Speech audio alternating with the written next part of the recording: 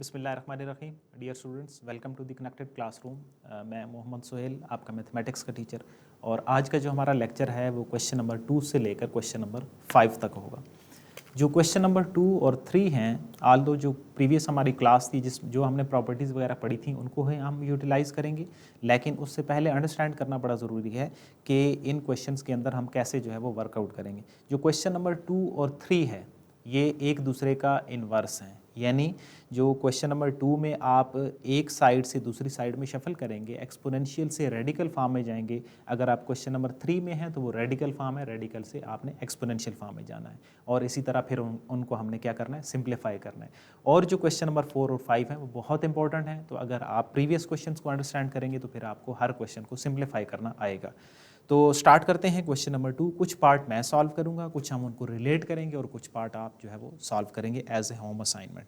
Question number 2 में क्या है कि which write each exponential expression as an equivalent radical expression. एक तो क्या है कि जो एक्सपोनेंशियल एक्सप्रेशन है उनको आपने रेडिकल एक्सप्रेशन जो है वो उस फॉर्म में राइट डाउन करना है। नेक्स्ट क्या करना है, एंड सिंप्लीफाई इफ पॉसिबल। और फिर दूसरा काम क्या करना है कि आपने उनको सिंप्लीफाई करना है अगर पॉसिबल हो तो। अगर पॉसिबल का क्या मतलब है, अगर उनकी कोई फैक्टराइजेशन वगैरह कोई हो रही है तो आपने सिंप्लीफाई करना है, अदरवाइज आप उनकी रेडिकल फॉर्म बना के छोड़ देंगे। तो स्टार्ट करते हैं क्वेश्चन नंबर 2 से। क्वेश्चन नंबर 2 का पहला पार्ट है 216 और होल पावर लिखा हुआ है 2/3। ठीक है, ये हमने क्वेश्चन को राइट डाउन किया है।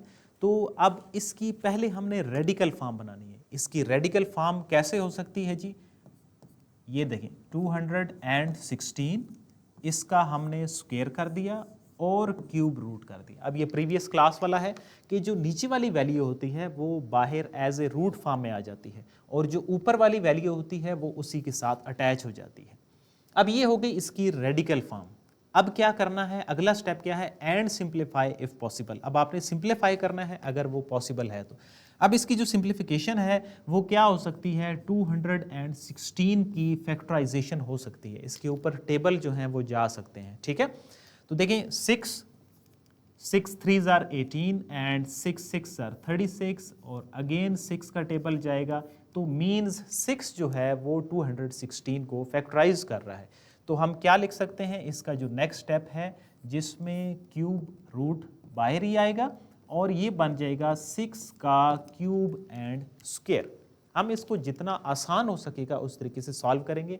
अब हम सिंप्लीफाई कर रहे हैं। सिंप्लीफाई का मतलब ये है कि इसकी जो मिनिमम वैल्यू है जहाँ पे ये फर्दर सिंप्लीफाई ना हो सके हमने वहाँ तक इसको लेके जाना है। अब देखें मजीद क्या स्टेप हो सकता है, ये देखें जी 6 क्यूब स्क्वायर और ये जो क्यूब रूट है ना, मैंने इसको 1/3 लिख दिया। जिस तरह स्क्वायर रूट होता है उसकी वैल्यू क्या होती है 1/2, क्यूब रूट क्या होता है 1/3। अब हम दोबारा क्यों ऐसा लिख रहे हैं, क्योंकि हमने सिंप्लीफाई करना है, हमने कटिंग करनी है, कैंसिलेशन करनी है, इस वजह से हम ये काम कर रहे हैं। मज़ीद अगर हम इसको आसान फॉर्म में लिखें तो ये 2 और 1/3 आपस में मल्टीप्लाई हो रहे हैं तो ये हो जाएगा 2/3। ठीक है, अब इस स्टेप पे ये जो 3 और 3 है ये आपस में कैंसल आउट हो रहे हैं।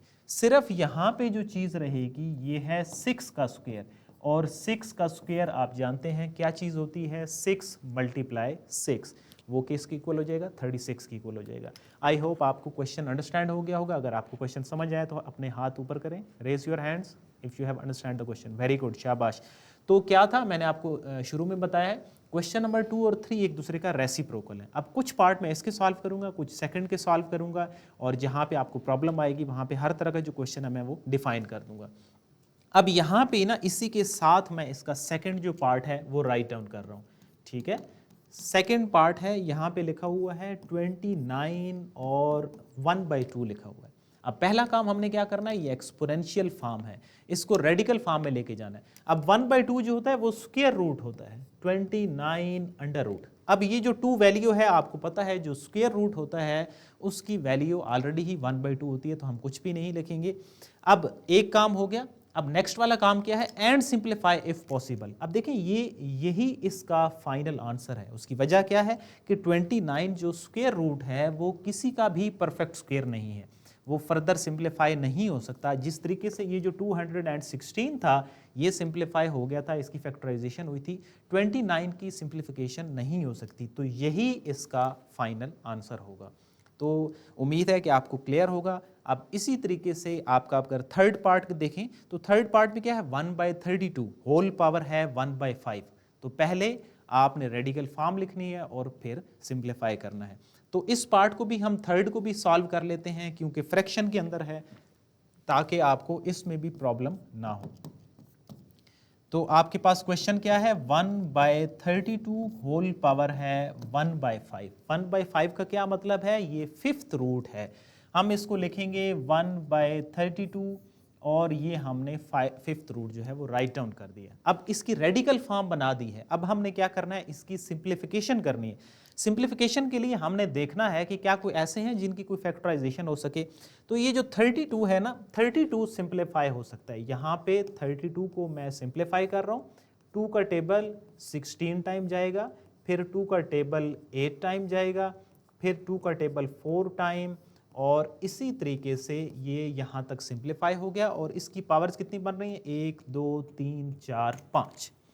अब हम इसको क्या करेंगे, सिंप्लीफाई कर रहे हैं तो दोबारा हम जो हमारी एक्सपोनेंशियल वाली फॉर्म होगी उसकी तरफ जाएंगे। 1/2 की पावर 5 और होल पावर क्या है, 1/5 है।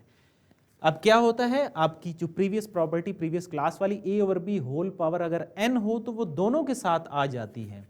अब क्या दोनों के साथ आएगी, तो मीन्स 1 के साथ भी 1/5 पावर होगी, 2 के साथ भी 1/5 पावर होगी।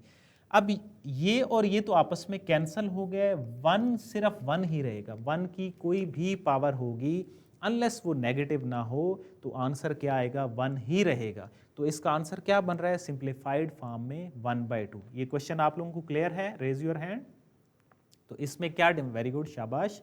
तो इसमें क्या डिफरेंस था बेटा जी, कि आपके पास फ्रैक्शन की फॉर्म में क्वेश्चन है। इसको भी आप वैसे ही सॉल्व करेंगे जिस तरह हमने पहला पार्ट सॉल्व किया। अब आप मजीद क्या काम करें, ये जो फोर्थ पार्ट है, फोर्थ पार्ट को पहला जो पार्ट है उसके साथ आप सर्कल कर लें। देखिए बिल्कुल सेम पार्ट है, 216 ही है।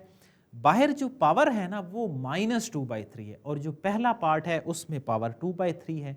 तो आपको पता है कि जब एक जगह पे एक पावर नेगेटिव होती है तो आप उसको अगर रेसिप्रोकल करते हैं, प्रीवियस क्लास में जो हमने प्रॉपर्टी पढ़ी थी, तो वो पॉजिटिव हो जाएगी। ठीक है, तो बाकी जो है वो इसको आपने सॉल्व खुद करना है, ताकि पहले को देखते हुए 216 की फैक्टराइजेशन भी हम कर चुके हैं ऑलरेडी, ताकि आपको खुद से क्वेश्चंस को करना समझ आ जाए। 5 पार्ट है, 1000 1/3। 1000 की फैक्टराइजेशन का सिर्फ इशू होगा, क्यूब रूट है। 1000 की फैक्टराइजेशन क्या होती है, कल की क्लास में हमने किया था 10⁻3। तो ये 1-2 लाइन में ये सॉल्व हो जाता है, आसान है, इसको भी आपने खुद सॉल्व करना है। जो 6 पार्ट है, 6 जो पार्ट है उसको भी मैं यहाँ पे राइट डाउन कर रहा हूँ 1/, वो जो नेगेटिव वाला प्रॉब्लम होगा वो भी आपका सॉल्व हो जाएगा। इसकी जो पावर है वो -1/2 है। अब देखिए इसको रेसिप्रोकल अगर हम करेंगे, यानी कि 39/1 कर दें तो पावर पॉजिटिव हो जाएगी। पहले नेगेटिव थी, अब ये पॉजिटिव हो गई। अब 39 के नीचे 1 है तो मींस इसको हम सिर्फ 39 ही रहने देंगे, बाहर 1/2 आ गया। अब यहां से ये जो क्वेश्चन है बिल्कुल सेकंड पार्ट की तरह हो गया है। आप इसको लिखेंगे 39 का स्क्वायर रूट। अब इससे ज़्यादा ये सिंप्लीफाई नहीं हो सकता, इसकी सिर्फ रेडिकल फॉर्म ही बनेगी, क्योंकि जो 39 है वो किसी का परफेक्ट स्क्वायर नहीं है। परफेक्ट स्क्वायर का क्या मतलब है, जिस तरह 4, 2 का परफेक्ट स्क्वायर 16, 25, 36, तो इस तरीके से ये सिंप्लीफाई नहीं हो सकता। तो हम इसका क्या रहने देंगे, स्क्वायर रूट रहने देंगे। तो ये था हमारा सेकंड क्वेश्चन। अगर अभी भी आपको कोई इस हवाले से प्रॉब्लम आए तो जो हमारा थर्ड क्वेश्चन है ना, थर्ड क्वेश्चन में भी हम दोबारा से एक्सपोनेंशियल और जो रेडिकल फॉर्म्स हैं उनकी बातचीत करेंगे। तो मजीद अगर आपका कोई क्वेश्चन होगा तो वो यहाँ पे क्लियर हो जाएगा। अब आ जाएं अपने थर्ड क्वेश्चन पे। थर्ड क्वेश्चन में क्या है, write each radical expression as an equivalent exponential expression. Radical expression given है, एक्सपोनेंशियल में लेके जाएंगे आप क्वेश्चन को, एंड सिंप्लीफाई इफ पॉसिबल। और क्या करना है, आपने सिंप्लीफाई करना है। क्वेश्चन नंबर 2 का बिल्कुल अपोजिट है, लेकिन जो तरीकाकार होगा सिंप्लीफिकेशन का वो वही रहेगा। लिखा हुआ है आपके पास कुछ इस तरीके से क्वेश्चन लिखा हुआ है। क्यूब रूट लिखा हुआ है और होल का स्क्वायर लिखा हुआ है। अगर इसकी हम एक्सपोनेंशियल फॉर्म बनाएंगे तो 5 2/3 हो जाएगा।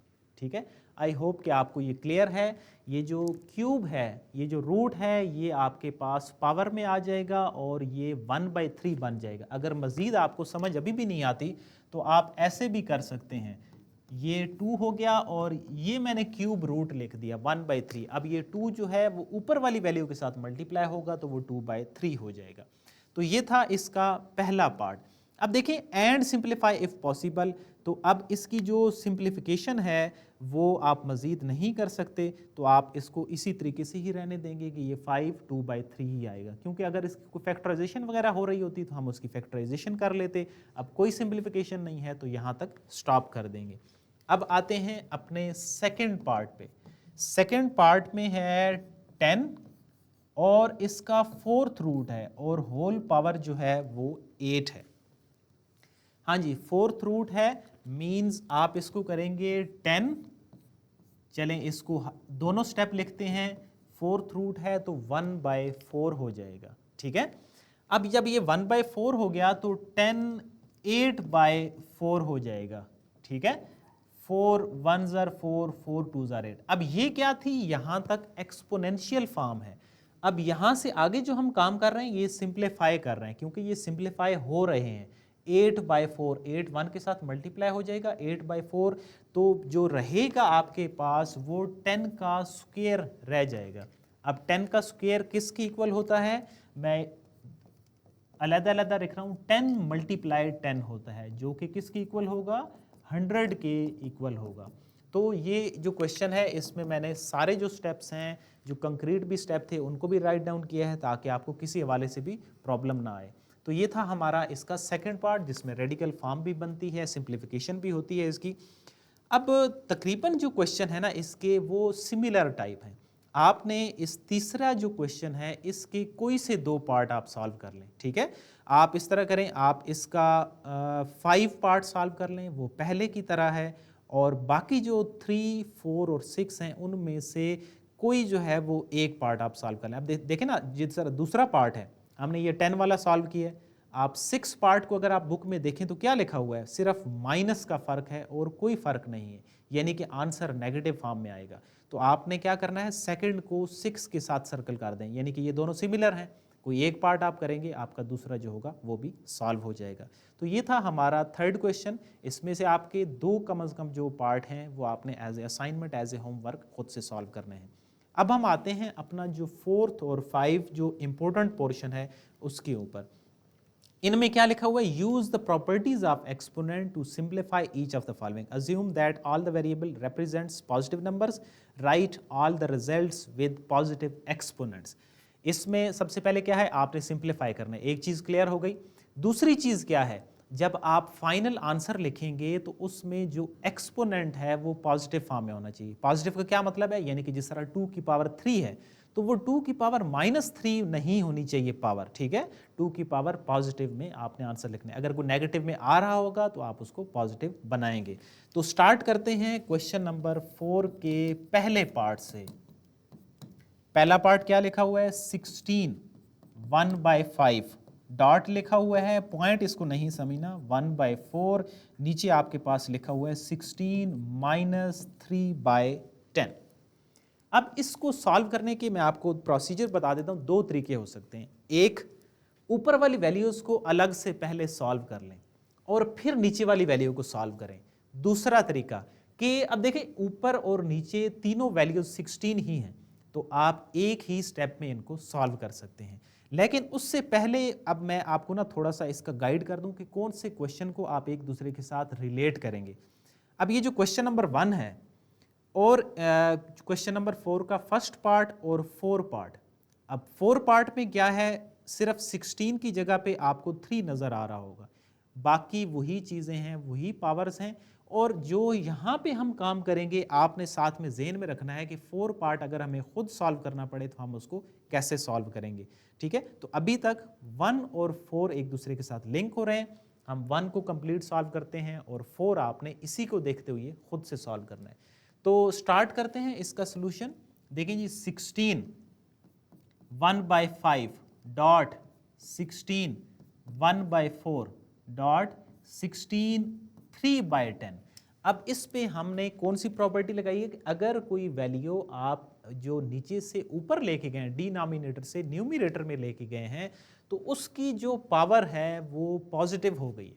पहले वो नेगेटिव थी, अब वो पॉजिटिव हो गई। अगर अब पहले पॉजिटिव होती और आप ऊपर लेके जाते तो वो नेगेटिव हो जाती, यानी कि उनके साइन बदल जाएंगे। ये प्रॉपर्टी कितने बच्चों को समझ आई? Raise your hand. बहुत अच्छे, शाबाश। अगर आपको ये चीज़ समझ आ गई है तो अब इससे अगले स्टेप में हम एक जो आपका कनेक्टेड क्लासरूम का जो व्हाट्सएप चैनल था उसमें मैंने एक क्वेश्चन भी भेजा था, MCQs, कि अगर बेसिस सेम हो तो पावर्स क्या होती हैं? ऐड होती हैं, सब्ट्रैक्ट होती हैं, मल्टीप्लाई होती हैं या डिवाइड होती हैं? तो जो लोग हैंड रेज करेंगे मतलब ऐड होती हैं, जो हैंड रेज नहीं करेंगे मतलब सब्ट्रैक्ट होती हैं। तो मुझे पता चल जाएगा कि आपको, वेरी गुड जी, ये तो सारी क्लास का ही हैंड रेज है, मतलब सबको होता है। ये एंड वाले 2 स्टूडेंट बैठे हुए हैं, उनका हाथ नहीं खड़ा, मतलब सब्ट्रैक्ट होती हैं। ठीक है, तो जब बेसिस सेम होती हैं तो पावर्स आपस में ऐड हो जाती हैं। ठीक है, तो ये देखिए 16 को एक ही दफा हमने लिख दिया, 1/5 1/4 और 3/10, एक ही दफा 16 को लिख दिया और जो सारी पावर्स हैं आपस में हमने क्या कर दी हैं? ऐड कर दी हैं। अब हम पहुंच जाते हैं अपनी जो क्लास 5 या क्लास 6 में। क्या करते थे क्लास 5-6 में? आप मैथमेटिक्स की जो बेसिक चीज़ें थी, एलसीएम को आप सॉल्व करते थे। ठीक है, हम इस क्वेश्चन का पूरा एलसीएम भी लेंगे ताकि अगर आपको एलसीएम में कोई प्रॉब्लम आए तो वो भी हल हो जाए। देखिए 5 है, 4 है और 10 है। तो एलसीएम लेने के लिए आपने कोशिश करनी होती है कि अब ये 3 वैल्यूज है ना, जो ज़्यादा वैल्यूज पे टेबल जाए। तो वो देखें, वो 2 का टेबल है ना, 5 पे तो नहीं जाता, इस पे जाएगा और इस पे जाएगा। अब ये 3 वैल्यूज हैं, मजीद देखें कौन सा टेबल जाता है जो ज़्यादा वैल्यूज पे जाए। तो वो 5 का टेबल है, 1 2 पे नहीं जाएगा और फिर अब एक 2 ही रह गया है। तो ये जो है वो आप जो 6 क्लास में एलसीएम सीखते थे वो मैंने इसको डिस्क्राइब कर दिया। अब ये 5 2s are 10, 10 2s are 20 आपका इसका एलसीएम बन गया है। ठीक है, देखें 16, ये 20 इसका एलसीएम। अब क्या होता है, ये जो पहले वाली वैल्यू का डिनोमिनेटर है, आप इसका टेबल इस पे लेके जाते हैं, जितनी दफा वो टेबल जाएगा उसको न्यूमरेटर से मल्टीप्लाई करेंगे। 5 का टेबल 20 पे 4 टाइम जाता है, 5 4s are 20। अब इस 4 को 1 के साथ मल्टीप्लाई करेंगे तो 4 1s are 4। नेक्स्ट क्या है, 4 का टेबल 20 पे 5 टाइम जाता है और उस 5 को 1 के साथ मल्टीप्लाई करेंगे तो 5 1s are 5। नेक्स्ट 10 का टेबल 20 पे 2 टाइम जाएगा और उस 2 को ऊपर वाले 3 से मल्टीप्लाई करेंगे तो ये बन जाएगा 6। ठीक है, आई होप आपको एलसीएम जो है वो बड़ा बेसिक करके मैंने आपको समझा दिया है, आपको क्लियर हो जाना चाहिए। ये आपके पास बन रहा है 15/20, 6 5 11 एंड 4 20। अब इस स्टेप पे आपने देखना है कि क्या कोई सिंप्लीफाई हो रहे हैं या नहीं। कितने लोगों को पता है कि सिंप्लीफाई जो हैं वो हो रहे हैं? जी, हाथ खड़ा करें, एक साइड हाथ अच्छा ठीक है जी, शाबाश, सब कुछ समझ आ गया है। IMSC I-10-4 आपका भी हैंड रेज है, ओके। CG I-10-4 आपका भी हैंड रेज है। तो 5 का टेबल जाता है, 5 3s are and 5 4s are 16 3/4। अब फर्दर जो यहाँ तक क्या चीज़ थी, हमने जो पावर्स थी उनको मैक्सिमम एक दूसरे के साथ सॉल्व कर दिया। अब हमने देखना है कि क्या यहाँ पे कोई फैक्टराइजेशन हो रही है। बिल्कुल हो रही है। 16 जो है ना वो फर्दर सिंप्लीफाई हो रहा है। 2 8s are 16, 2 4s are 8, यानी कि 2 की पावर 4। सो ये 2 की पावर 4 है, इसके साथ 3/4 है, ये और ये आपस में कैंसल आउट हो जाएंगे। सिर्फ 2 की पावर जो 3 है वो आंसर में रहेगा। अब आपका जो बुक का आंसर है वो इसी फॉर्म में लिखा हुआ है, इसको सिंप्लीफाइड फॉर्म में नहीं लिखा, क्योंकि जो क्वेश्चन की डिमांड है ना वो क्या है कि आपने पॉजिटिव एक्सपोनेंट की फॉर्म में लिखना है। अब देखिए 2 की पावर 3 है, ये -3 नहीं है। ठीक है, तो ये हमारा जो फाइनल सोल्यूशन है ये हल हो गया। अब इसको देखते हुए आपका जो होमवर्क है वो क्या होना चाहिए, वो पार्ट 4 आप खुद से सॉल्व करेंगे कि आप 3 को कैसे एक दूसरे के साथ इकट्ठा करके सॉल्व कर सकते हैं। दो तरीके सॉल्व करने के मैंने आपको बताए थे, दोनों को एक साथ रख के सॉल्व कर लें, अलग अलग सॉल्व कर लें, या ये आपकी चॉइस है जो आपको आसान लगे। अब इसी के साथ ही हम सॉल्व करते हैं अपना जो सेकंड पार्ट है उसको, थोड़ा सा उसमें चेंजिंग है। आपके पास वैल्यू लिखी हुई है 7 माइनस 1/3 और 7 5/3 और 7 4/3। अब एक तो इनमें नेगेटिव की शक्ल आ गई है, दूसरा वैल्यूज कुछ मल्टीप्लाई हो रही हैं, तो 7 दोनों के साथ अलग अलग मल्टीप्लाई हो जाएगा, पहले वाली वैल्यू के साथ भी दूसरे वाली वैल्यू के साथ भी। बेसिस सेम है, अगर आपको अब बेसिस वाली कहानी समझ आ गई है कि बेसिस सेम हो तो पावर ऐड हो जाती है, तो हम एक ही स्टेप में ये काम कर सकते हैं। देखिए 7 और 7 मल्टीप्लाई 7 7 49 नहीं कर देना, बेसिस सेम है तो पावर्स आपस में ऐड हो जाएंगी। नेक्स्ट, बेसिस सेम है तो पावर्स आपस में ऐड हो जाएंगी, हो गई। अब यहां पे इसी तरह आपने क्या करना है, एलसीएम लेना है। 3 एलसीएम आ गया -1 + 5। Next one -7, 3 is the LCM -1 + 4। इसकी जो वैल्यू बन रही है 7 4/3 और इसकी जो वैल्यू बन रही है वो 3/3 बन रही है। 7 4/3 -7 की पावर 1, 7 की पावर 1 जो होगा वो 7 ही रहेगा। अब हमारी क्या चीज़ें होंगी, दोनों काम हो गए। एक तो हमने सिंप्लीफाई कर लिया क्वेश्चन को, और दूसरा एक्सपोनेंट की जो पावर्स हैं वो भी पॉजिटिव में ही आ रही हैं, नेगेटिव में नहीं आ रहे। तो हमारा जो क्वेश्चन है वो यहाँ पे एंड हो जाता है। अब चूंकि देखें ये दरमियान में नेगेटिव हैं तो ये आपस में ऐड सब्ट्रैक्ट नहीं होंगे, ये इसी तरह ही आपका आंसर आ जाएगा। तो ये था हमारा सेकंड पार्ट। कितने लोगों को क्लियर है, raise your hand. Very good. अब एंड वाले जो स्टूडेंट हैं उनका भी हाथ खड़ा है, और बाकी जो है वो कमेंट में भी आप अपना रेज हैंड कर सकते हैं जी। ठीक है, शाबाश, वेल डन। साथ साथ आप अपनी जो प्रैक्टिस है उसको लाजमी करेंगे। अब देखिए जो पहला पार्ट मैंने सॉल्व करवाया था, अब पहले को मैंने कहा था कि 4 के साथ आपने लिंक करना है। अब इसी तरह अगर आप थर्ड पार्ट को भी देखें तो थर्ड में भी क्या है, 2 की पावर है, तीनों में 2 है, 3 वैल्यू ही लिखी हुई हैं, 2 ऊपर लिखी हुई हैं, 1 नीचे लिखी हुई है। तो अब आप इसको भी सर्कल कर दें फर्स्ट पार्ट के साथ, फर्स्ट 3 और 4। अब आपके पास 2 पार्ट हैं, 2 में से कोई एक आप पार्ट सॉल्व करेंगे खुद से। तो जो आप खुद से सॉल्व करेंगे उससे जो पहले पार्ट वाली प्रैक्टिस है, ऐड सब्ट्रैक्ट कैसे करते हैं, एलसीएम कैसे लेते हैं, वो आपको सॉल्व करना आ जाएगा और आपको क्वेश्चन अंडरस्टैंड भी कंप्लीटली हो जाएगा। सो आई होप आप क्वेश्चन सॉल्व करेंगे ना, सारे हिलाएं, यस और नो जी, सॉल्व करेंगे। वेरी गुड जी, एक ही स्टूडेंट ने सारे हिलाए सिर्फ। सो नेक्स्ट अब क्या है, होल पावर है। अब इसको भी आपने जरा गौर से देखना है।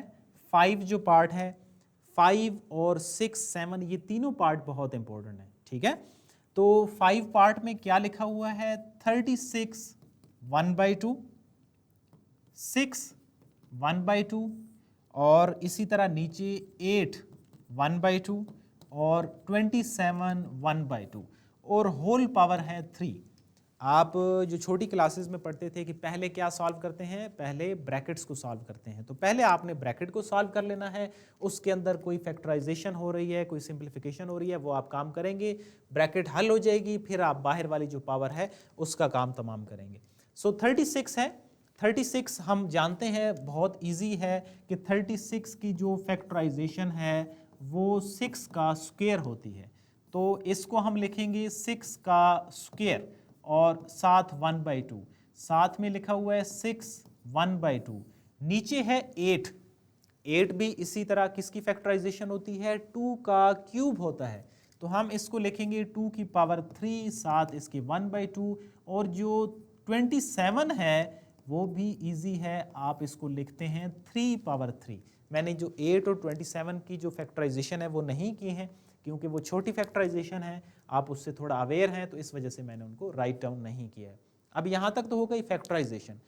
अब आपने क्या करना है, ये देखें 2 और 2 आपस में कैंसल आउट हो रहे हैं, जो कैंसल हो रहे हैं उनको कैंसिल कर दें, बाकी अलग से लिख दें। ऊपर रह रहा है 6 1, साथ में है 6 1/2, नीचे है 2 3/2 और साथ में है 3 3/2 और होल का क्यूब है। अब यहाँ से आपकी प्रीवियस क्लास का थोड़ा सा टेस्ट शुरू हो जाता है। अगर आपने प्रीवियस क्लास से प्रैक्टिस की है तो फिर आप ये जो नीचे वाला स्टेप है ये अंडरस्टैंड कर पाएंगे। मैं इसी के ना सामने इस स्टेप को चलें नीचे ही लिख देते हैं। ऊपर क्या हो रही हैं, वैल्यूज बेसिस सेम हैं, पावर्स ऐड हो रही हैं, 6 1 + 1/2 और नीचे जो है ना वो मैं इनको लिख रहा हूं 2 × 3 3/2। अगर आपने कल का जो क्वेश्चन है उससे रेलिवेंट अगर आपने क्वेश्चन की प्रैक्टिस की है तो फिर आप ये वाला जो स्टेप है ये अंडरस्टैंड कर सकते हैं। अब इन दोनों की जो पावर्स हैं वो सेम है, तो ये जो इनकी ये वाली दोनों वैल्यूज होंगी ये एक साथ आ जाएंगी, एक ही ब्रैकेट के अंदर आ जाएंगी, ठीक है। और ऊपर तो आप जानते हैं कि बेसिस जब सेम होती हैं तो पावर्स क्या हो जाएंगी, आपस में ऐड हो जाएंगी, ठीक है जी। सो क्या स्टेप बनेगा, 6 2 एलसीएम है, तो अगर हम 2 को एज ए एलसीएम कंसीडर करें तो 2 + 1 हो जाएगा और नीचे क्या है 6 3/2 हो जाएगा। आई होप ये स्टेप सारे लोगों को क्लियर है। यहाँ तक हमने क्या किए हैं, जो बेसिस सेम थी पावर्स को हमने ऐड सब्ट्रैक्ट किया है। अब दोनों जो ऊपर और नीचे जो दोनों बेसिस हैं वो 6 हैं। अब आज का क्वेश्चन नंबर 4 का जो पहला पार्ट हमने सॉल्व किया था उसके अकॉर्डिंग हम चलेंगे। क्या है, ऊपर बन जाएगा 6 की पावर 3/2 और देखिए नीचे भी 6 की पावर 3/2 है। अगर हम इसको ऊपर ले जाएंगे तो इसकी वैल्यू बन जाएगी नेगेटिव में। ये स्टेप हमने कहाँ पे फॉलो किया है, क्वेश्चन नंबर 4 के पहले पार्ट में हमने इस स्टेप को देखा है। अब इससे आगे क्या होगा, अगेन बेसिस सेम है, पावर जो हैं वो ऐड सब्ट्रैक्ट हो जाएंगी। अब आप देखिए नेगेटिव साइन है तो नेगेटिव साइन ही सेंटर में रहेगा, अगर पॉजिटिव होता तो हम पॉजिटिव ही लिखते। तो 3/2 - 3/2 अगर आप एलसीएम भी लेंगे तो फिर भी आप उसको सॉल्व कर सकते हैं कि इसका आंसर बनेगा 3 - 3 यानी कि 6 की पावर 0। अब किसी भी वैल्यू की जो पावर 0 होती है वो 1 के इक्वल होती है और 1 का बेशक आप क्यूब भी लेंगे तो फाइनल आंसर क्या आएगा, 1 के ही इक्वल आएगा। तो ये था हमारा इंपॉर्टेंट शॉर्ट क्वेश्चन जिसमें क्या है, अंदर भी पावर हैं, ब्रैकेट्स के अंदर भी पावर हैं और ब्रैकेट के जो बाहर हैं वहाँ पे भी पावर्स हैं। तो आई होप आपने ये क्वेश्चन अंडरस्टैंड भी कर लिया होगा और साथ में नोट डाउन भी किया है। नोट डाउन किया है सारे स्टूडेंट्स ने, raise your hands, very good, शाबाश। IMSG I-10-4 आपका भी हैंड रेज है एंड CG I-10-4 आपका भी हैंड रेज है, बहुत अच्छे। बाकी भी जो स्टूडेंट हैं साथ साथ जो है वो आपने नोट लाजमी करना है। एक तो नोट करेंगे उससे आपको कुछ ना कुछ जो है वो अपनी मिस्टेक्स का पता चल जाता है और कुछ स्टेप्स जो हैं वो याद रह जाते हैं। अब ये था हमारा 5 पार्ट। अब देखिए 6 पार्ट, 6 पार्ट में भी अंदर भी आपके पास ब्रैकेट के अंदर जो वैल्यूज़ हैं उनकी भी पावर्स हैं, ब्रैकेट के बाहर भी पावर्स हैं। सिर्फ प्रॉब्लम कहाँ पे आएगा, 2187 बड़ी वैल्यू है, बड़ी वैल्यू की फैक्टराइजेशन बहुत आसान है। बड़ी वैल्यू की जो फैक्टराइजेशन आप करते हैं तो ज़्यादा से ज़्यादा प्रॉब्लम क्या आती है कि आपका टेबल कौन सा जाएगा। तो 2187 की जो 6 पार्ट है मैं यहाँ पे चलें इसको सॉल्व कर देता हूँ ताकि आपको प्रॉब्लम ना आए। 2187 A5 B17, नीचे आपके पास है A12 और B3 और होल पावर है 1/7। अब जो जो सिंप्लीफाई हो रहे हैं वो आपने सिंप्लीफाई करने हैं। अब 2187 की फैक्टराइजेशन का ज़्यादा प्रॉब्लम आएगा। अब 2187 पे कौन सा टेबल जाता है ये हमने अंडरस्टैंड करना है। देखिए ये जितनी वैल्यू है ना, मैं यहाँ पे लिख रहा हूँ कि इस पे 3 का टेबल जाता है। कैसे पता चला, जो सारी वैल्यू होती है उनके डिजिट्स को आप ऐड कर लें। अगर बहुत बड़ी वैल्यू है सारे डिजिट्स को ऐड करें। देखें 2 है, 2 + 1 कितना हो गया 3, 3 और 8 कितना हो गया 11, 11 और 7 कितना हो गया 18। अब इनको ऐड करने से जो डिजिट बन रहा है ना, अगर उसके ऊपर 3 का टेबल जाता है मींस इस पूरी जो टर्म होगी उस पे भी 3 का टेबल जाएगा, जितनी भी बड़ी वैल्यू हो। आप उन डिजिट्स को ऐड करें, अगर उन पे 3 का टेबल जा रहा है मीन्स इस सारी वैल्यू पे 3 का टेबल जाएगा। अब देखें 3 का table 3 7s are, 3 2s are and 3 9s are, ठीक है। 3 7s आर 21, 3 2s आर 6, 27 बन गया और 3 9s आर 27। अगेन वही 3 का टेबल आप चेक करें जाता है या नहीं, 7 और 2 9, 9 और 9 18, 18 पे 3 का टेबल जा रहा है मीन इस पूरी वैल्यू पे 3 का टेबल जाएगा। सो 3 2s आर 6, 1 4 एंड 3। तो ये था आपने इंपॉर्टेंट जो चीज़ सीखी है कि 3 का टेबल कैसे जाता है, फिर 3 का टेबल 81 टाइम, फिर 3 का टेबल 27 टाइम, फिर 3 का 9 टाइम, और इसी तरह 3 का ही टेबल इस पे चलता जाता है। अब आपने देखनी है कि कितनी पावर्स हैं, 1 2 3 4 5 6 7, तो इसको हम लिखेंगे 3 पावर 7। अब इनको आपस में अंदर ही सिंप्लीफाई कर दें। कैसे सिंप्लीफाई करें, देखिए b की पावर 17 है, ये नीचे से ऊपर चली जाएगी तो माइनस हो जाएगी, छोटी वैल्यू बड़ी वैल्यू के पास आप लेके जाएंगे, और ये a जो है वो ऊपर छोटी वैल्यू है, जब ये नीचे आएगी तो ये सब्ट्रैक्ट हो जाएगी और बाहर जो है वो 1/7 ही रहा। इससे आगे क्या होगा, 3 पावर 7, b पावर 14 और नीचे a पावर 7 हो जाएगा, 1/7। नेक्स्ट स्टेप में अब अंदर जो सिंप्लीफिकेशन ज़्यादा से ज़्यादा भी होनी थी वो हो चुकी है, 3 पावर 7 डॉट 1/7। अब बाहर वाली जो पावर्स हैं उनको आप मल्टीप्लाई कर देंगे, और इसी तरह a 7 और 1/7, तो ये 7 और 7 कैंसल, ये 7 2s आर 14 और ये 7 और 7 कैंसल, तो फाइनल आंसर क्या बन रहा है, 3b² ओवर a। ये इसकी सिंप्लीफाइड फॉर्म है। तो ये बहुत इंपॉर्टेंट शार्ट क्वेश्चन है, आपने इसको लिखना भी है, दोबारा से घर में इसकी प्रैक्टिस भी करनी है। अब इसका जो 4 क्वेश्चन है उसका एक पार्ट रहता है 7। अब इसका जो 7 पार्ट है वो आपने खुद से सॉल्व करना है, क्वेश्चन नंबर 1 के 7 पार्ट को देखते हुए कि हम कैसे जो है वो एक ही स्क्वायर रूट के अंदर, ये अगर आपको अंडरस्टैंडिंग है कि स्क्वायर रूट या फोर्थ रूट एक जैसे हों तो वैल्यूज़ को एक ही अंडर रूट के अंदर कैसे लिख सकते हैं, तो फिर आप इसको आसानी से सॉल्व कर सकते हैं। अगर आपको सॉल्व ना हो या प्रॉब्लम आए तो आप कमेंट सेक्शन में पूछ सकते हैं, मैं आपको वहाँ पे इन्फॉर्म करूँगा।